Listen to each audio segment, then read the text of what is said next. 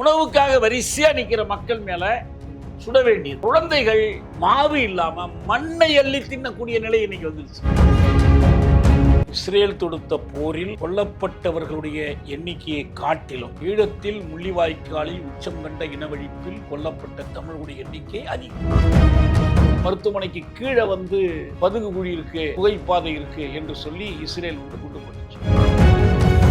போரை நிறுத்த வேண்டும் என்று கொண்டு வரப்பட்ட ஒரு தீர்மானத்தில் இஸ்ரேலை கண்டிக்கிற தீர்மானத்திற்கு ஆதரவாக வாக்களிக்காமல் இருந்த ஒரே ஒரு நாடு இந்தியா தான். எதன் அடிப்படையில், என்ன காரணமாக?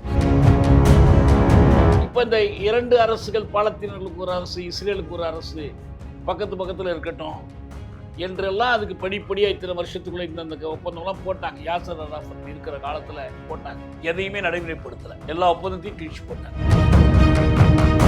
கடந்த காலத்தில் இருந்த இந்திய அரசுகளுக்கு இஸ்ரேலோட சில உடன்பாடுகள், உறவுகள்லாம் இருந்தாலும் வெளிப்படையா இஸ்ரேலுக்கு ஆதரவாக காட்டிக்கொள்ள மாட்டாங்க. கடந்த கால அரசுன்றது நீங்க காங்கிரஸ் அரசு உட்பட தான், நேரு உட்பட.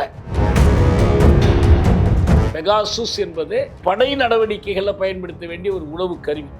இந்த கருவி எதிர்க்கட்சி தலைவர்கள், செய்தியாளர்களுக்கு எதிராக மட்டுமல்ல, மோடி அரசாங்கத்தினுடைய அமைச்சர் ஒருத்தருக்கு எதிராகவே பயன்படுத்தப்படும். நான் கூட சொன்னேன், அமித்ஷா ஜாக்கிரதையா இருங்க, உங்களுக்கு எதிராக மோடி வச்சிருக்க போறாரு. இந்த பாலஸ்தீனர்களுக்காக நம்ம எல்லாரும் போய் மல்லு கட்டி சாகணும் அப்படிங்கிற கண்ணோட்டம் எல்லாம் பிற்போக்கான அரசு.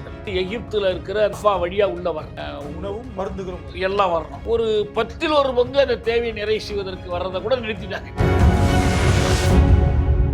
வணக்கம், நான் நயினார் நாகேந்திரன் பேசுகிறேன். வரும் 22ஆம் தேதி மதுரையில் முருக பக்தர்கள் மாநாடு நடைபெற இருக்கிறது. அனைவரும் கலந்து கொண்டு சிறப்பிக்குமாறு அன்போடு வேண்டுகிறேன். நன்றி, வணக்கம்.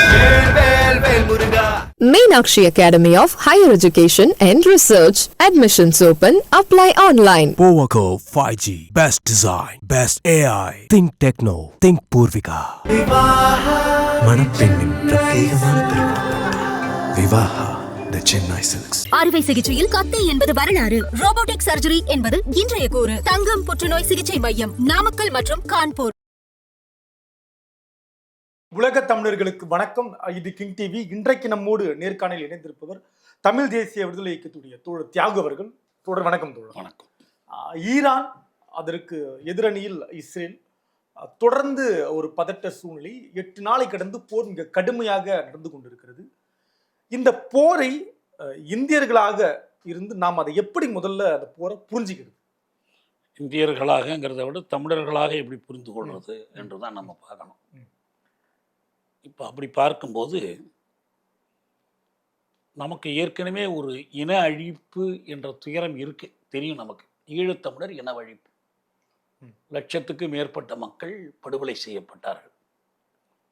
இப்போ 2023 அக்டோபர் தொடங்கி இதுவரைக்கும் காசா முனையில் இஸ்ரேல் தொடுத்த போரில் கொல்லப்பட்டவர்களுடைய எண்ணிக்கையை காட்டிலும் ஈழத்தில் முள்ளிவாய்க்காலில் உச்சம் கண்ட இனவழிப்பில் கொல்லப்பட்ட தமிழர்களுடைய எண்ணிக்கை அதிகம்.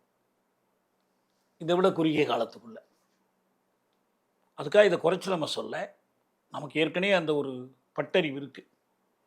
இந்தியான்னு பார்த்தா அவங்களுக்கு இந்த பட்டறிவு இல்லை. ஏன்னா இந்தியாவும் சேர்ந்து தான் அந்த இனக்கொலையை செய்தது. தமிழர்களுக்கு தான் அந்த துயரம் தெரியும். 2009 உலகத் தமிழர்களுடைய கூட்டு உளச்சான்றில் படிந்து விட்ட ஒரு ஆறாத வடு அது. இப்போ நம்ம பார்க்குறோம். அப்போ அந்த நேரத்தில் என்ன சொன்னோம்னா, உலகத்தில் இதுவே கடைசி இனவழிப்பாக இருக்கட்டும், இனி ஒரு இனவழிப்பு நிகழக்கூடாது. முதல் இனவழிப்புன்னா இந்த நூற்றாண்டில் தார்ஃபூர் இனவழிப்பை சொல்லுவாங்க. சூடானில் ஒரு பகுதி, தெற்கு சூடானில். அங்கு அந்த தெற்கு சூடானிய அரசு எடுத்த நடவடிக்கைகள், குழந்தைகளுக்கான உணவு கூட கொடுக்காமல் செய்தது, பொருளியல் முற்றுகை நடத்தியது, அப்புறம் வன்முறை தாக்குதல்கள். இதை வச்சு அனைத்துலக நீதிமன்றத்தில் ஒரு வழக்கு தொடரப்பட்டது. ICJ, இன்டர்நேஷனல் கோர்ட் ஆஃப் ஜஸ்டிஸில். அந்த தரப்பட்ட சான்றுகள், ஆதாரங்களை பார்த்த பிறகு அந்த நீதிமன்றம் சொன்னிச்சு, இது வெறும் மனித குலத்துக்கு விரோதமான குற்றம், போர்க்குற்றம் மட்டுமல்ல, இது இனவழிப்பு குற்றம். அதற்காக அந்த நாட்டினுடைய அரசு அதிகாரிகள் இராணுவ தலைவர்கள் மீது குற்ற வழக்கு தொடரப்படணும் என்று சொல்லி தெற்கு சூடானின் அதிபராக இருந்த முகமது அல் பஷீர் மேலே அவரை எந்த நாட்டுக்கு போனாலும் அவரை தலைப்படுத்தி கொண்டு வந்து கூண்டில் ஏற்றுவதற்கான கைதாணை பிறப்பிக்கப்பட்டது. அதுதான் 2004 நிகழ்ந்த இந்த நூற்றாண்டின் முதல் இனவழிப்பு. அதற்கு அடுத்தது 2009 முள்ளிவாய்க்கால் இனவழிப்பு. அதற்கு பிறகு ரோஹிங்கியாக்கள் மியான்மர்ல இனவழிப்புக்கு ஆளானார்கள். அது ஐநா அங்கீகரித்திருக்கு. ஐநா அதை பற்றி விசாரணை நடத்தியிருக்குது. அது பன்னாட்டு குற்றவியல் நீதிமன்றத்தில் அது பற்றிய வழக்கு தொடரப்பட்டிருக்கு. இப்போ இந்த பாலத்தீனர்களுக்கு எதிரான இந்த இனவழிப்பு, குறிப்பாக அந்த ஹமாஸ் இஸ்ரேலுக்குள் நுழைந்து தாக்குதல் நடத்தி பிணை கைதிகளை பிடித்து அதை காரணமாக வைத்து அன்னைக்கு தொடங்குனுச்சு இஸ்ரேல் காசா முனையில் தாக்குதல். எல்லோரையும் இன்னொரு பகுதிக்கு போங்கன்னு சொல்லி கடைசியாக எகிப்து எல்லையில் இருக்கிற ராஃபா வரைக்கும் அது துரத்திட்டு போனுச்சு. நடுவில் இருக்கிற கான்யூனிஸ் ஒரு குறுகிய நிலப்பரப்பு. அது அந்த நிலப்பரப்புக்குள் 20 லட்சத்திற்கு மேற்பட்ட மக்கள் இருந்தாங்க. ஐக்கிய நாடுகள் அமைப்பில் சார்பில் பாலத்தீன ஏதிலியர்களுக்கான முகாம்கள் நடத்தப்பட்டுச்சு. அவர்களுக்கு உதவிகள் கிடைப்பதற்கான ஒரு முகமை ஐநாவில் ஏற்படுத்தி வச்சிருக்கிறாங்க. நிறைய மருத்துவமனைகள் இயங்குனுச்சு. இந்த மருத்துவமனைகள் மீதெல்லாம் குண்டு போட்டாங்க. மருத்துவமனைக்கு கீழே பதுங்கு குழி இருக்கு, புகைப்பாதை இருக்கு என்று சொல்லி இஸ்ரேல் குண்டு போட்டுச்சு. இந்த நடவடிக்கைகளை எல்லாம் அமெரிக்கா ஆதரித்து நின்றுச்சு. அமெரிக்க அரசு போரை நிறுத்த வேண்டும் என்று கொண்டு வரப்பட்ட ஒரு தீர்மானத்தில் இந்தியா அந்த தீர்மானத்திற்கு ஆதரவாக வாக்களிக்க மறுத்தது. எதன் அடிப்படையில், என்ன காரணமா இருக்கு? ஹமாஸ் தாக்குதலை நீங்க கண்டிக்கல என்று காரணம் சொன்னாங்க. இப்ப கடைசியா இப்ப நடந்துகிட்டு இருக்கிற நிகழ்ச்சிகளுக்கு நம்ம வந்துடுறதா இருந்துச்சுன்னா, ஐநா பாதுகாப்பு மன்றத்தில் 15 உறுப்பு நாடுகள், இதுல 14 நாடுகள் சேர்ந்து ஒரு தீர்மானம் கொண்டு வந்தா கூட ஒற்றை நாடு அதனுடைய ரத்ததிகாரத்தை பயன்படுத்தி நிறுத்திடும். அதுதான் அமெரிக்கா இப்ப செஞ்சுக்கிட்டு இருக்கு. ஏன்னா பாதுகாப்பு மன்றத்தில் எடுக்கப்படுகிற தீர்மானங்கள் தான் நடைமுறைப்படுத்தக்கூடியவை. பொதுப்பேரவையில் இயற்றப்படுகிற தீர்மானங்கள், ஜெனரல் அசம்பிளி தீர்மானங்கள்லாம் அப்படி கிடையாது. அது ஒரு கருத்தை உருவாக்குவதற்கு தான் பயன்படும். அந்த பொதுப்பேரவையில் எடுக்கப்பட்ட தீர்மானங்கள்ல குறைந்தது ஒரு 140 முதல் 150 நாடுகள் இஸ்ரேலை கண்டித்தும் இஸ்ரேல் போரை நிறுத்த வேண்டும் என்று கேட்டு வாக்களிக்கின்றன. இந்தியா வாக்களிக்காமல் ஒதுங்கி இருக்கிறது, வாக்கெடுப்பிலிருந்து விலகி இருக்கிறது. இதுல என்ன நம்ம பார்க்கணும்னா, இந்தியா பல சர்வதேச குழுக்களில் இடம்பெறுது. இப்போ ஷாங்காய் குழு, வேறு சில குழுக்கள், பிரிக்ஸ்ன்னு சொல்லி பிரேசில், இந்தியா, சைனா அப்படியெல்லாம் சேர்த்து வச்சிருக்காங்க. இந்த குழு உறுப்பு நாடுகளில் இஸ்ரேலை கண்டிக்கிற தீர்மானத்திற்கு ஆதரவாக வாக்களிக்காமல் இருந்த ஒரே ஒரு நாடு இந்தியா தான், இல்லையா? அது மட்டுமல்ல, 2023 இந்த போர் ஆரம்பிக்குது. ஆனால் 2020 இந்தியா இஸ்ரேலோடு ஒப்பந்தம் போடுது. இப்போ கடந்த காலத்தில் இருந்த இந்திய அரசுகளுக்கு இஸ்ரேலோட சில உடன்பாடுகள், உறவுகள்லாம் இருந்தாலும் வெளிப்படையாக இஸ்ரேலுக்கு ஆதரவாக காட்டிக்கொள்ள மாட்டாங்க. ஏன்னா காட்டிக்கொண்டால் இந்த அரபு நாடுகளுடைய பகை வரும். கடந்த கால அரசுன்றது நீங்க காங்கிரஸ் அரசு உட்பட தான், நேரு உட்பட. நேரு காலத்தில் இந்திய சீன எல்லை போரின் போது இவங்களுக்கு ஆயுதங்கள் தேவைப்பட்டுச்சு. இஸ்ரேல்லேருந்து கேட்டாங்க, நாங்கள் கொடுக்குறோம். நாங்கள் நேரு சொன்னார், நீங்கள் கொடுங்க, வெளியே தெரிய வேண்டாம். எனவே அந்த ஆயுதங்கள் அனுப்பக்கூடிய கப்பலோ விமானமோ இருந்துச்சுன்னா அதில் உங்கள் கொடி வேண்டாம் என்று கேட்டார். அவன் ஒத்துக்க மாட்டான், இஸ்ரேல் நாங்கள் கொடுக்கறதே எங்கள் கொடி போகிறதுக்காக தான் அப்படின்னு சொல்லிட்டான். சரி, அப்படி ரகசிய உறவுகள் இருந்துச்சு. வாஜ்பாய் காலத்தில் இன்னும் கொஞ்சம் விரிவுபடுத்தினாங்க. அப்புறம் மன்மோகன் காலத்திலையும் கேட்க வேண்டாம், இஸ்ரேலோட பல உறவுகள், ஒப்பந்தங்கள் எல்லாம் பண்ணாங்க. இங்கேருந்து வேலைக்கு ஆட்களை இஸ்ரேலுக்கு அனுப்புறது எல்லாம் நடந்துச்சு.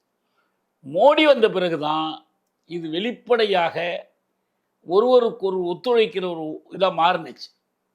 இன்னைக்கு வந்து இஸ்ரேலுக்கு தேவையான ஆயுதங்கள் இந்தியா கொடுக்குது, இந்தியாவுக்கு தேவையான வேறு சில ஆயுதங்கள் இஸ்ரேல் கொடுக்குது. ஏன்னா அவங்க வந்து ரொம்ப நவீன தொழில்நுட்பத்தில் ரொம்ப வல்லவர்கள் அப்படிங்கிறதுனால அந்த தொழில்நுட்ப கருவிகள் கொடுக்குறாங்க.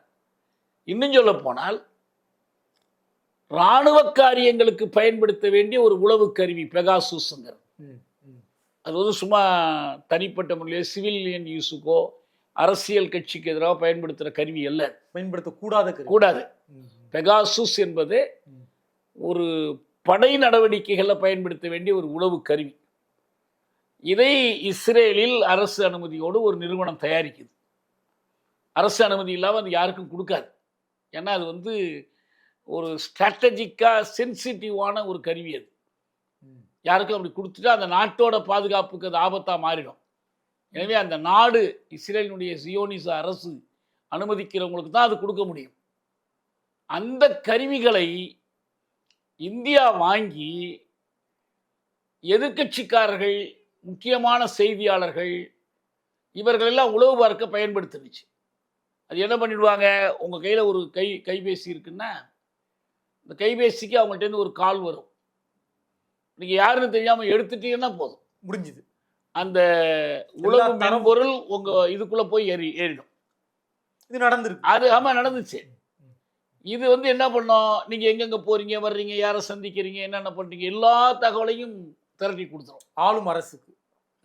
அது இன்னைக்கு இருக்க மோடி அரசுக்கு அரசு எந்த நிறுவனம் கையில் இருக்கோ அது இஸ்ரேல் அரசுக்கோ இந்த அரசுக்கோ சிபிஐ யார் பயன்படுத்துகிறாங்களோ அது அவங்களுக்கு போகும். வேடிக்கை என்னன்னா, இந்த கருவி எதிர்க்கட்சி தலைவர்கள், செய்தியாளர்களுக்கு எதிராக மட்டுமல்ல, மோடி அரசாங்கத்தினுடைய அமைச்சர் ஒருத்தருக்கு எதிராகவே பயன்படுத்தப்பட்டுச்சு. நான் கூட சொன்னேன், அமித்ஷா ஜாக்கிரதையா இருங்க, உங்களுக்கு எதிராக மோடி வச்சிருக்க போறாருன்னு. இதெல்லாம் எங்க இருந்து கிடைக்குதுன்னா இஸ்ரேல்ல இருந்து கிடைக்குது. இதை கடைசி வரை கொண்டு வராம மறைச்சிட்டாங்க. உச்சநீதிமன்றத்தில் வழக்கு போட்டாங்க. உச்சநீதிமன்றம் இதெல்லாம் விசாரிக்கணும்னு, சரி விசாரிக்கிறோம். நாங்கள் விசாரிச்சு என்ன சொன்னாங்க, அதை பற்றி என்னன்னே தெரியல எங்களுக்குன்ட்டாங்க, ஒன்றும் கண்டுபிடிக்க முடியலன்ட்டாங்க. எப்படி அவங்க விட்டா தானே, தாண்டி போக விட்டா தானே.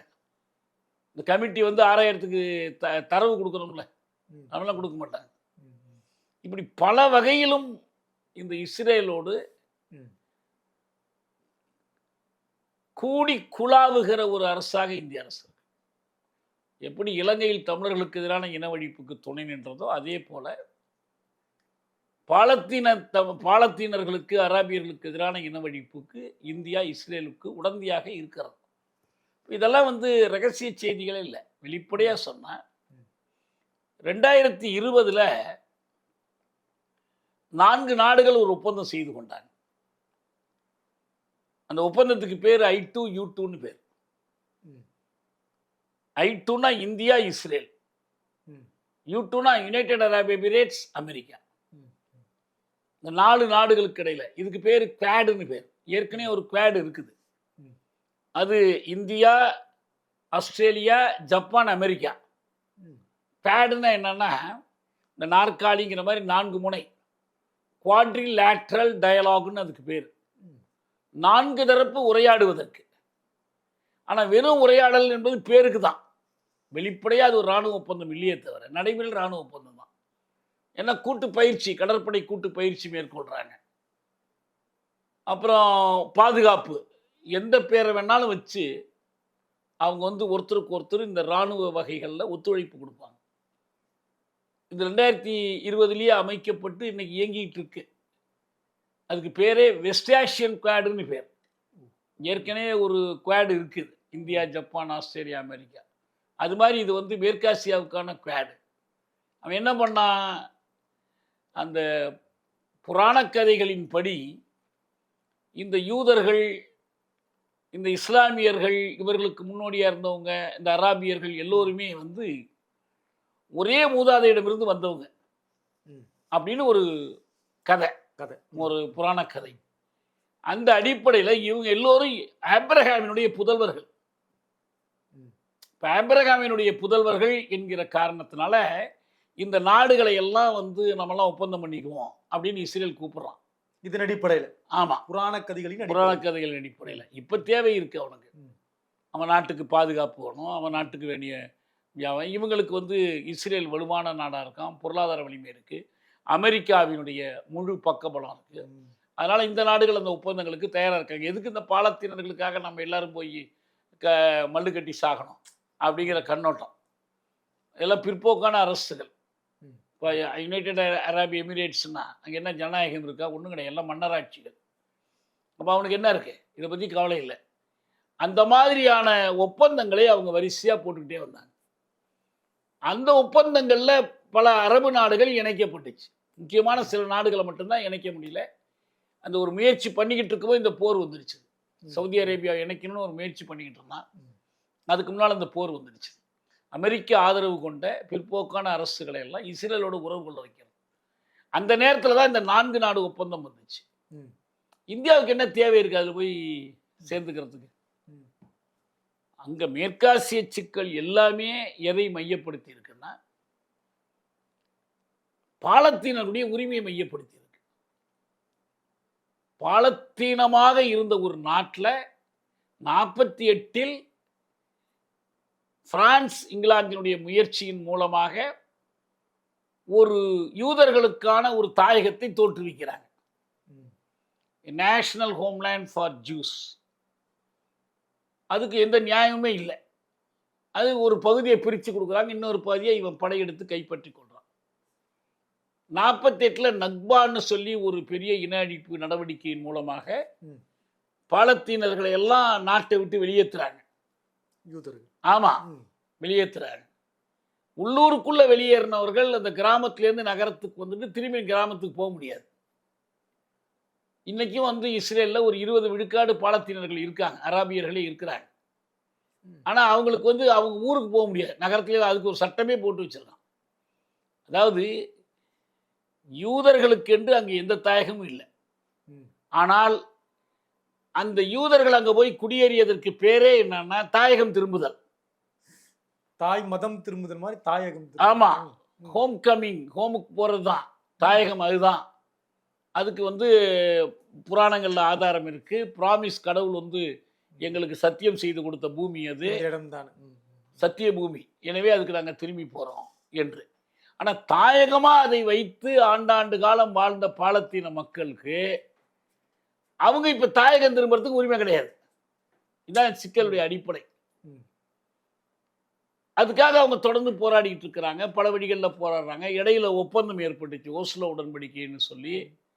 அந்த உடன்படிக்கை ஏற்படுத்தியதற்கான ஒரு இஸ்ரேலிய பிரதமர் இட்சாக் ராபினை யூத தீவிரவாதிகள் கொலை பண்ணிட்டாங்க. இப்போ இந்த 2 அரசுகள், பாலத்தீனர்களுக்கு ஒரு அரசு, இஸ்ரேலுக்கு ஒரு அரசு, பக்கத்து பக்கத்தில் இருக்கட்டும் என்றெல்லாம் அதுக்கு படிப்படியாக இத்தனை வருஷத்துக்குள்ளே இந்த ஒப்பந்தம்லாம் போட்டாங்க. யாசர் அராஃபத் இருக்கிற காலத்தில் போட்டாங்க. எதையுமே நடைமுறைப்படுத்தலை, எல்லா ஒப்பந்தத்தையும் கிழிச்சு போட்டாங்க. அந்த முதல்ல ஒரு போர் நடந்துச்சு, அது 48 நடந்த போர். அதாவது அரபு நாடுகள்லாம் படையெடுத்து வந்தாங்க, எல்லா நாடுகளையும் தோற்கடித்து இந்த இஸ்ரேலுடைய பரப்பை விரிவுபடுத்தி கொண்டாங்க. பாலத்தீன நாட்டை சுத்தமாக ஒழிச்சிட்டாங்க. 67 ஒரு 6 நாள் போர்னு ஒரு போர் நடந்துச்சு. அந்த போரில் என்ன பண்ணாங்கன்னா எல்லையில் இருக்கக்கூடிய நாடுகளின் புதிய பரப்புகளை கைப்பற்றி கொண்டாங்க. எகிப்தில் சைனாய் குடாநாடு, சிரியாவிலேருந்து கோலன் சிகரம், ஜோர்டான்லேருந்து ஜோர்டான் நாட்டினுடைய மேற்கு கரை, இதெல்லாம் புதுசாக கைப்பற்றி கொண்டாங்க. 6 நாள் போரில் அரபு நாடுகள் தோற்று போனாங்க. எகிப்து, சிரியா, லெபனான், ஜோர்டான், இந்த நாடுகள் தோற்று போனாங்க. மீண்டும் 73 மீண்டும் ஒரு போர் நடந்துச்சு. அதுக்கு பேர் யாம் கிப்பூர் வார்னு பேர். அந்த யாம் கிப்பூர் போரில் பாலத்தீன படைகள் முன்னுக்கு நின்று எகிப்திய படைகளோடு சேர்ந்து போரிட்டதுனால இந்த சைனாய் என்று சொல்கிறோம்ல அந்த பகுதி, அதை மீட்டாங்க. அது வந்து அவங்க திருப்பி மீட்டாங்க. மேற்கு கரையே அதே போல வந்து இஸ்ரேல் கைப்பற்றி கொண்டிருந்ததை அது ஆக்கிரமிக்கப்பட்ட பகுதின்னு சொல்லி ஐநா அறிவிச்சிச்சு. இப்போ இந்த மேற்கு கரையிலையும் காசா முனையிலும் இவர்களுக்கான ஒரு தாயகத்தை ஏற்படுத்தி கொடுக்கறதுங்கிற திட்டத்தில் தான் ஐநா தீர்மானங்கள்லாம் வருது. அப்படிதான் ஒப்பந்தமும் போடப்பட்டுச்சு. ஆனால் இவன் வந்து எதுக்கும் மதிப்பு கொடுக்கல. இப்போ மீண்டும் வந்திருக்கு. ஆனால் இடையில உங்களுக்கு தெரியும், இந்த ஹமாஸ் தாக்குதலை காரணமாக வைத்து காசா முனையில் இருந்த மக்களை எல்லாம் கொடூரமாக தாக்கி இன்னைக்கு இது வரைக்கும் 60,000 பேருக்கு மேலே கொல்லப்பட்டிருக்கிறாங்க. 1,20,000 பேருக்கு மேலே காயமடைஞ்சிருக்கிறாங்க. 20,000க்கும் மேற்பட்ட குழந்தைகள் இறந்துருக்கிறாங்க. மருத்துவமனைகள் அனைத்தும் அழிக்கப்பட்டுடுச்சு. பள்ளிக்கூடங்கள் அழிக்கப்பட்டுடுச்சு. எல்லாமே தரைவட்டமாக்கப்பட்டுடுச்சு. காசா முழுவதும் அந்த மக்கள் இன்னமும் அதை விட்டு வெளியேறாமல் அங்கே நிற்கிறாங்க. இப்போ என்ன பண்ணுறாங்கன்னா, இதுக்கு பிறகு அவங்கள வெளியேற்றணும். அதுக்கு என்ன பண்ணுறது? இப்போ ஹமாஸ் பலவீனம் அடைஞ்சிட்டாங்க. அவங்க அந்த பிணை கைதி பிடிச்சிட்டு போனாங்க. ஒவ்வொரு கட்டம் ஒப்பந்தம்னு வெளியிட்டாங்க. இன்னும் சில பேர் விடுவிக்கப்படாமல் இருக்காங்க. விடுவிக்கணுங்கிற கோரிக்கை இஸ்ரேலுக்குள் எழுந்துக்கிட்டே இருக்குது. ஆனால் அதே நேரத்தில் அவங்க இன்னைக்கு சண்டை போடுகிற ஆட்களை ரொம்ப இழந்திருக்கிறாங்க. இன்னும் சில பாலத்தின் ஆயுத குழுக்களும் அங்கே இயங்குறாங்க. இப்போ இந்த இஸ்ரேலிய படைகள், சியோனிய படைகள் அங்கே நிற்கிது பாருங்க. அவங்க என்ன பண்ணுறாங்கன்னா, இந்த ஐநா அகதி அமைப்பு, ஐநாவினுடைய உணவு உதவி அமைப்பெல்லாம் கொண்டு வந்து கொடுக்கறதெல்லாம் நிறுத்திட்டாங்க. அவங்க வந்து எகிப்தில் இருக்கிற அந்த ராஃபா வழியாக உள்ளே வரணும். தினம் பல உணவும் மருந்துகளும் எல்லாம் வரணும். அதெல்லாம் வரணும். எல்லா தேவைகளையும் அது வழியாக தான் வரணும். ஒரு 10ல் 1 பங்கு அந்த தேவையை நிறைவு செய்வதற்கு வர்றதை கூட நிறுத்திட்டாங்க. இப்போ அதுக்காக என்ன பண்ணிட்டாங்கன்னா, யுனைடெட் நேஷன்ஸ் ரெஃப்யூஜிஸ் ஆர்கனைசேஷனுக்கு பதிலாக அமெரிக்காவும் இஸ்ரேலும் கூட்டாக சேர்ந்து மனிதநேய உதவி நிறுவனம்னு ஆரம்பிச்சிருக்கிறாங்க. இவன் என்ன மனிதநேயம் பண்ண போகிறான்? ஒரு நாளைக்கு கொடுப்பான், 2 நாளைக்கு ஏதாவது ஒரு காரணத்தை சொல்லி, இந்த இடத்துல ஒருத்தர் செத்து போயிட்டாங்க, இங்கே குண்டு விழுந்துருச்சுது, எங்களுக்கு பாதுகாப்பு இல்லை என்று வரமாட்டான். நடந்திருக்கு. இதான் நடக்குது. இப்போ நடந்துருக்கு. இப்போ நடப்பு இதுதான். உணவுக்காக வரிசையா நிற்கிற மக்கள் மேல சுட வேண்டியது. போர்ல சண்டை போடுறதுல சாகிறது மட்டும் இல்லை, இப்படிதான் நிறைய செத்துக்கிட்டு இருக்கிறாங்க. குழந்தைகள் தானியம் இல்லாம, உணவு இல்லாம, ரொட்டி இல்லாம, மாவு இல்லாம மண்ணை அள்ளி தின்னக்கூடிய நிலை இன்னைக்கு வந்துருச்சு. பசி தாங்க முடியல அவங்களுக்கு, மண்ணை அள்ளி தின்றாங்க. பாதுகாப்பான குடிநீர் கிடையாது. இது என்னது? 21ஆம் நூற்றாண்டா? இது நாகரிகம் அடைந்த உலகமா? இங்கே ஒரு ஐநா இருக்குது, வளர்ச்சி பெற்ற நாடுகள் இருக்குது, காருண்யம் பேசுகிற நாடுகள்லாம் இருக்குது. மிகப்பெரிய கொடுமை. கேட்கவே மாட்டாங்க. நான் அவனுக்கு இஸ்ரேலுக்கு இருக்கிற ஒரே வலிமை என்ன? இது எல்லாத்துக்கும் பின்னால அமெரிக்கா இருக்கு. இனிவரும் காலமும் இதை பொறுத்திருந்து பார்க்கலாம். நன்றி. நன்றி. வணக்கம், நான் நயினார் நாகேந்திரன் பேசுகிறேன். வரும் 22ஆம் தேதி மதுரையில் முருக பக்தர்கள் மாநாடு நடைபெற இருக்கிறது. அனைவரும் கலந்து கொண்டு சிறப்பிக்குமாறு அன்போடு வேண்டுகிறேன். நன்றி, வணக்கம். Meenakshi Academy of Higher Education and Research. Admissions open. Apply online. Powaco 5G. Best design. Best AI. Think Techno. Think Purvika. மணப்பெண்ணின் பிரத்யேகமான திருமணம். Vivaha The Chennai Silks. அறுவை சிகிச்சையில் கத்தை என்பது வரலாறு, ரோபோட்டிக் சர்ஜரி என்பது இன்றைய கூறு. தங்கம் புற்றுநோய் சிகிச்சை மையம், நாமக்கல் மற்றும் கான்பூர்.